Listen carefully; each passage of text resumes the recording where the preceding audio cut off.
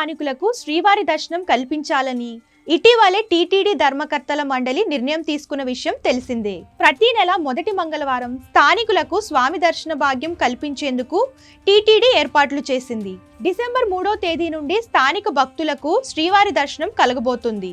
దీనికి సంబంధించి ఒక రోజు ముందు తిరుపతిలోని మహతి ఆడిటోరియం, తిరుమల బాలాజీ నగర్లోని కమ్యూనిటీ హాల్లో దర్శన టోకెన్లు ఉచితంగా జారీ చేస్తున్నారు. మహతి ఆడిటోరియంలో 2500 టోకెన్లు, తిరుమలలో బాలాజీ నగర్ కమ్యూనిటీ హాల్లోని 500 టోకెన్లు ఉదయం 3 గంటల నుండి 5 గంటల మధ్య జారీ చేయనున్నారు. మార్గదర్శకాలు ఏమిటంటే, ముందుగా వచ్చిన వారికి తొలి ప్రాధాన్యత క్రమంలో టోకెన్లు కేటాయిస్తారు.